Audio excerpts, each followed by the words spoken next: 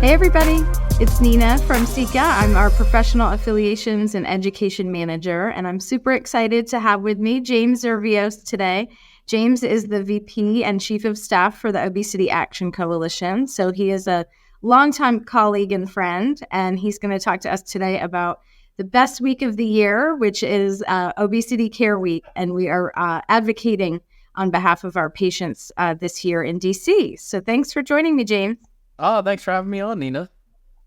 So tell me about OAC's Obesity Care Week this year and our involvement and what we're going to be fighting for, because I know we've been at this a long time and there's a whole lot going on in this space this year, and I feel a lot more excited and hopeful. I don't know about you.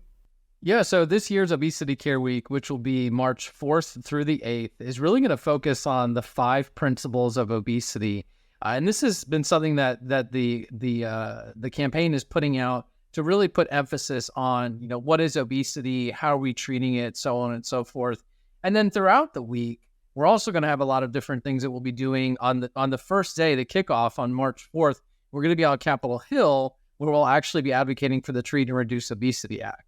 So I know I'm very well familiar with the Treat and Reduce Obesity Act. I've been part of the, team kind of advocating on its behalf is coming up on 10 years, right? Yep.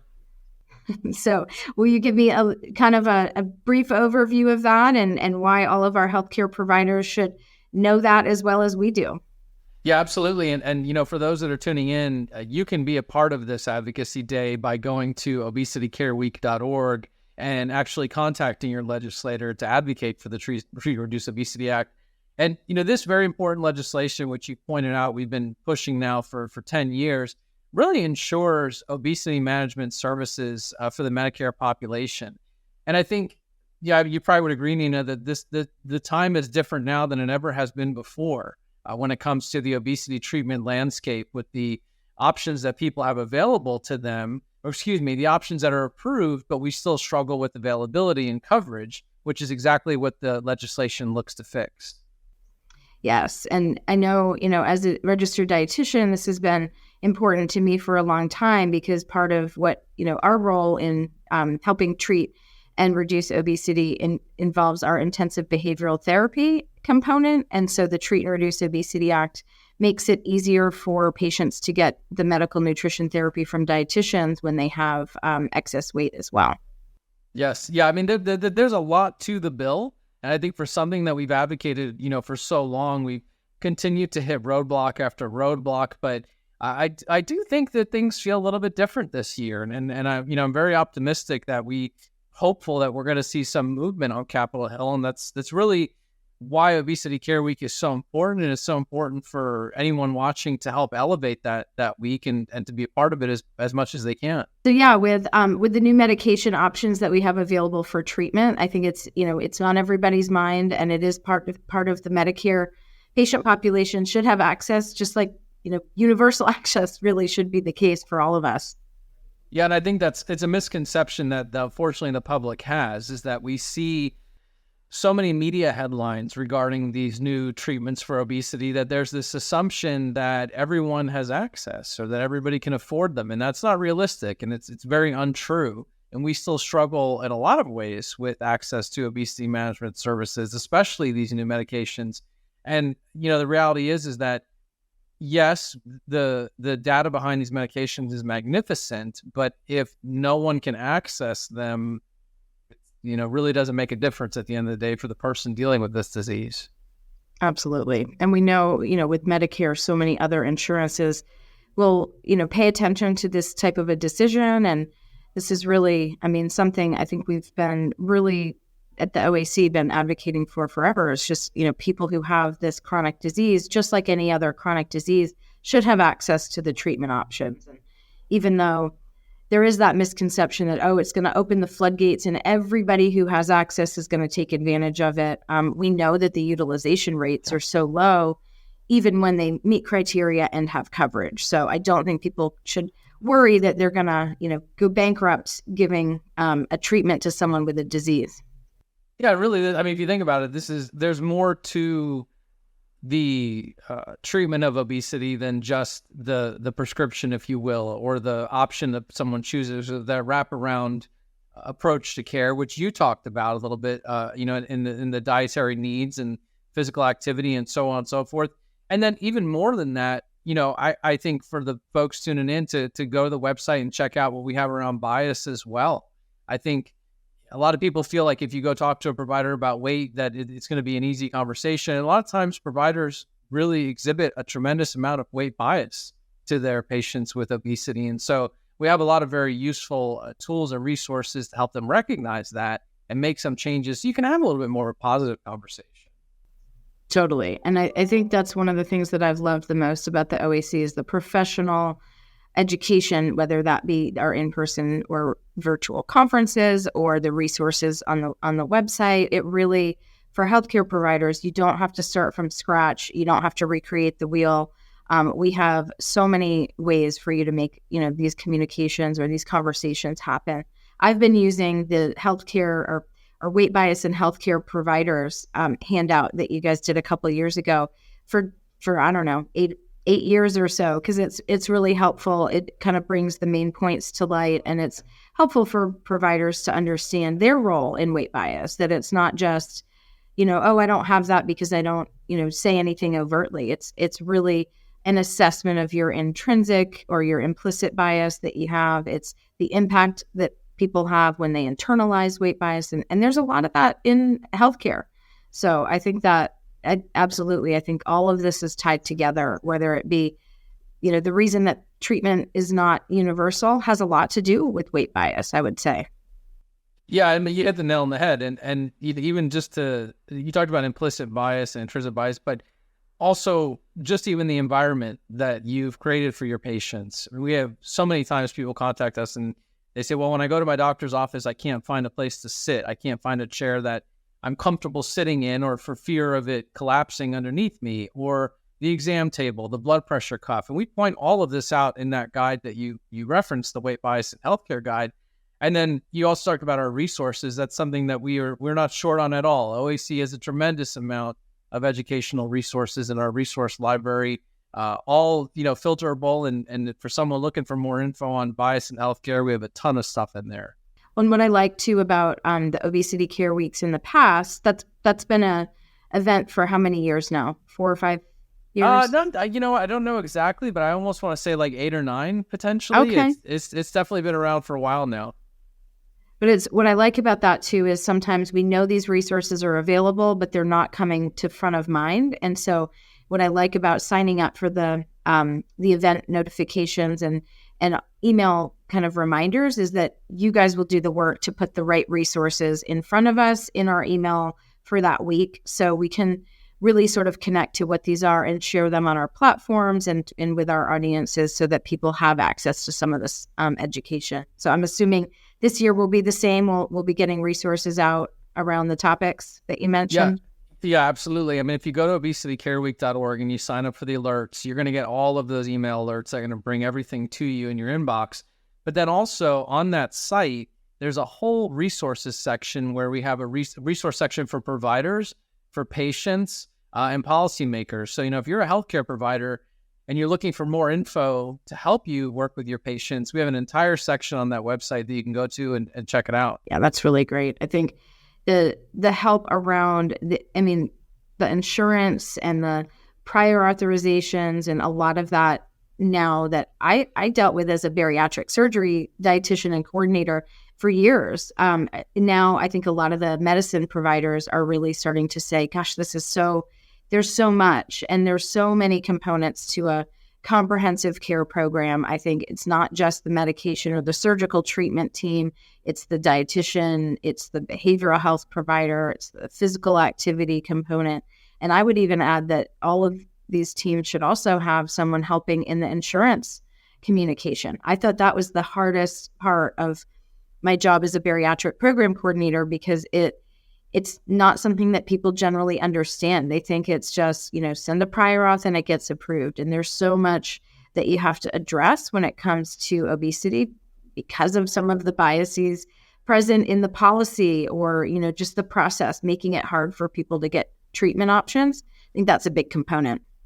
Oh, yeah. I mean, the amount of hoops that an insurance coordinator has to go through, when they're trying to get approval for something like that, I do think that whole process in and of itself is very complicated, and I think people think it is easy, to your point, and it's not. And we also know that there's a lot of people out there that are denied quite often. And, on our site and even on the OAC's main site at obesityaction.org, we have resources for patients to contact their insurance provider. And how can you advocate? How can you be your own advocate for care? So not only can providers be an advocate for you, but you yourself can advocate for care as well.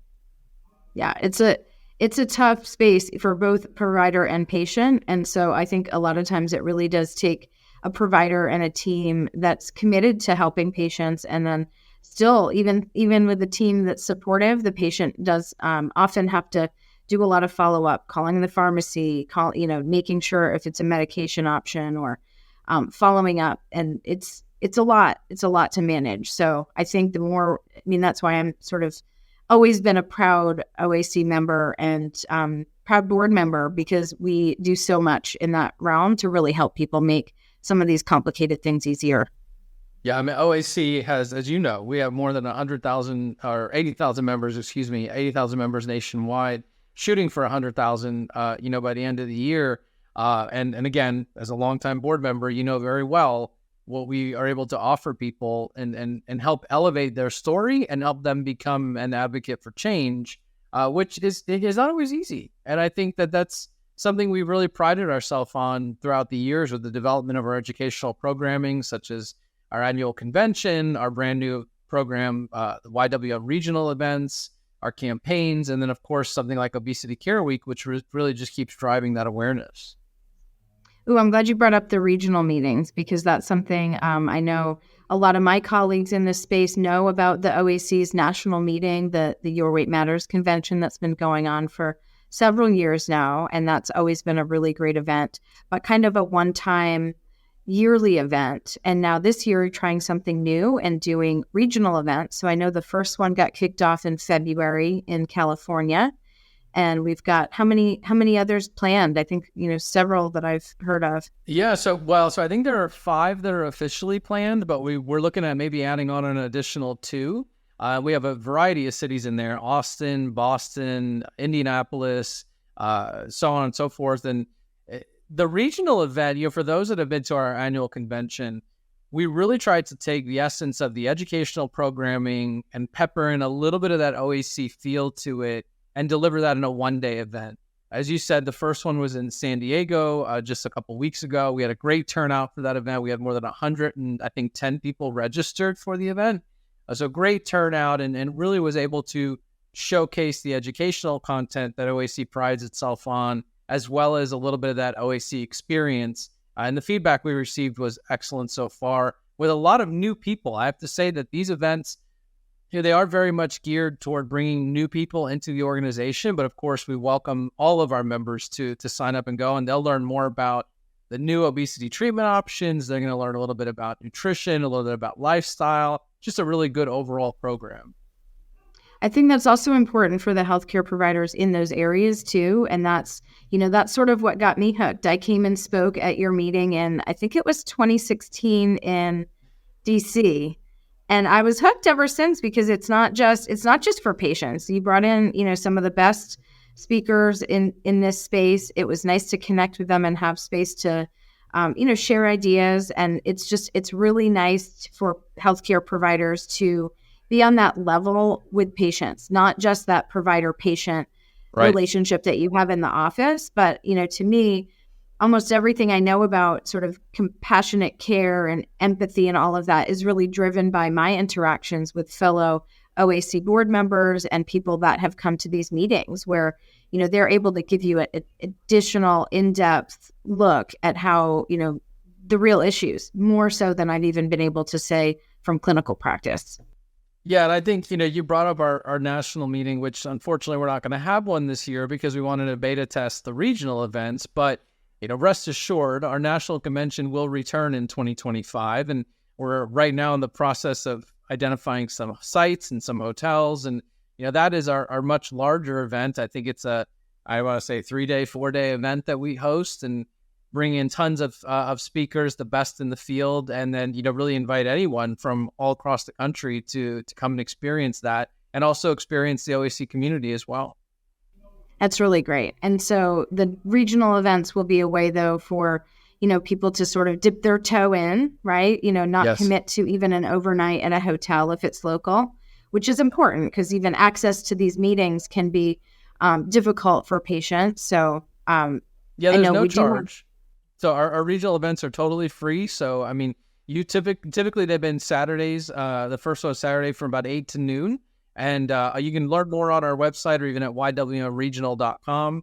And again, there's no charge, and you're signing up for at least a good 3-4 hours of solid education, as well as again a little bit of the OAC feel too. That's great. Yeah. I know I'm going to push that out to my colleagues whenever it's in their regional area because it's a really good way to get exposure to that.